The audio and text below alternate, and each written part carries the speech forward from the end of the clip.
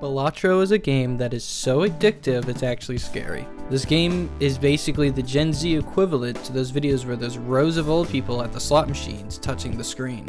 You know, no, I was wrong. That's just online gambling. Oh my god! Fucking hell! Seriously, I have played around 3 hours of the game so far. I had to make myself get off the game so I can get a good night's sleep. As it turns out, getting your wisdom tooth pulled and playing Balatro on the same day isn't exactly the best idea. I can't feel anything. But what exactly is Balatro?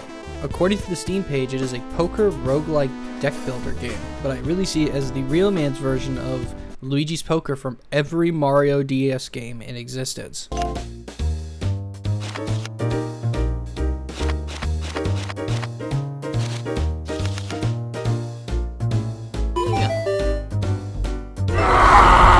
I know I'm a little late to the party, but seriously, how in the fuck did I not play this game when it first came out? I didn't really think about playing it until after I saw it win 2 different game awards for Best Indie Game and Best Mobile Game. And it was nominated for Game of the Year, so I was like, if it got nominated for 3 different awards, it has to be really good, right? So I bought the game the next day, and let me tell you this was the start of a slippery slope that I physically cannot stop. When I made that video saying this video would be delayed for another few days, what I actually meant was, well, one, I did actually have my wisdom tooth pulled. I got the anesthesia injected in my in my mouth and my I'm shaking. But also, I was so fucking hooked to this game, you have no idea. But not only had to force myself to stop playing it to begin working on this video, I also had to do it so I can start writing the script. You know, the one I'm reading right now. If I have to force myself to stop playing a game to make the video for it because I couldn't stop playing it, there is a problem, right? There is a Bossman Jack level problem. No! Dude, this shit so rigged. I'm gonna fuck. Special announcement! I've been working on this very big video for the past few weeks now. I can't really say what the video is going to be about, but I will say there's a really good chance it won't come out anytime soon. I haven't even finished all the recordings yet, and it's like 20 gigabytes of footage, so I've still got a long way to go. Expect some more shorter videos, but this is going to be the biggest video I've ever done, and I'm really excited to see how the video comes out. Expect something to drop right before the video comes out, but you'll have to subscribe to the channel if you want to see it firsthand. Anyways, I just wanted to say that before we move on. I won't waste any more of your time. Now back to the video.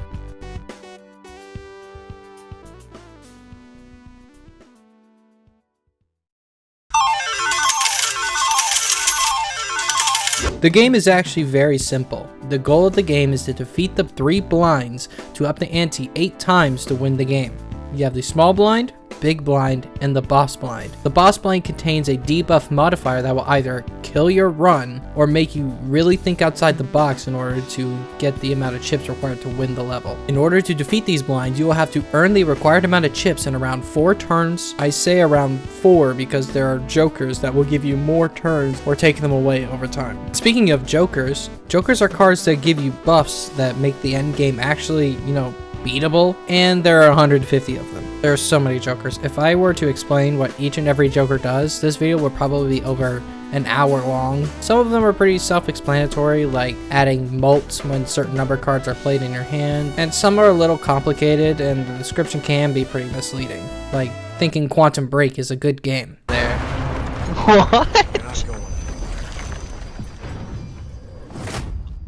What? Dude, that's so much worse than I remembered it being.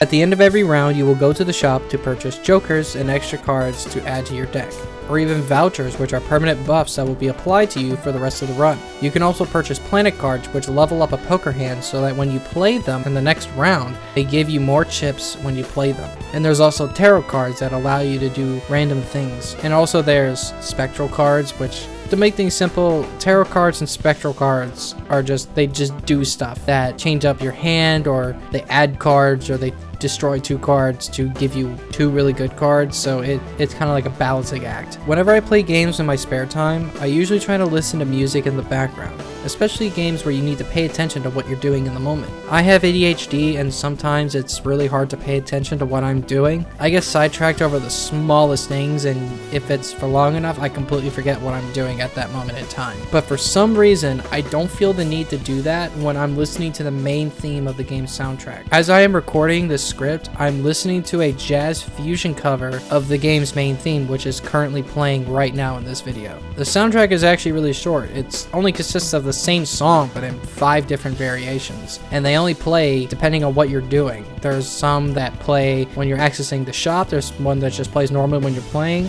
there's one that's just when you're choosing cards from like a tarot card or a card pack where you pick at jokers. It's really cool. You can also change the look of the face cards in each suit of your deck, which I think is really cool. It really shows games showing love to indie games. I think it's really cool. I love it. Dude, I fucking love indie games so much, man. It's just so cool. Once you beat the 8th ante in the game, you'll have the option to either end the run or go into endless mode, which will always end you killing the run by either being unable to beat the required chips or just simply quitting the game and just moving on with your life. You can also choose which type of deck do you want to use for the run, kind of like choosing a character in The Binding of Isaac, each colored deck having its own unique playstyles and benefits. When I first played this game, I didn't get it at first. For like the first couple runs, it was just kind of like, oh yeah, this game's pretty fun, and I think over time I can understand why people like it, and then I saw the numbers go up. And then I made my first build, and I was like, oh no, it's happening. I'm feeling it, man. I'm feeling it.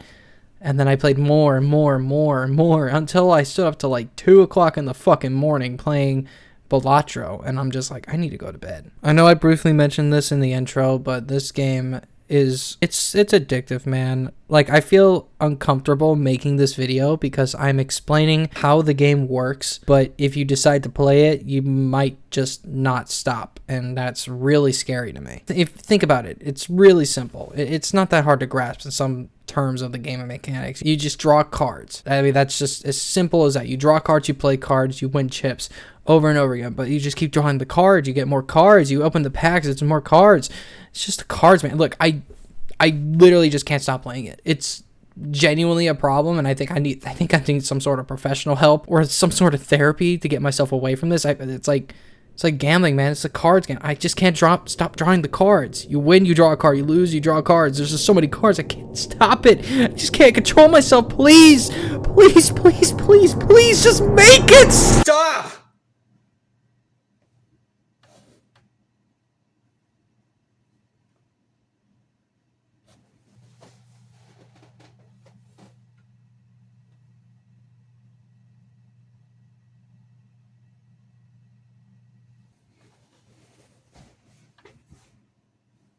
What was I doing again?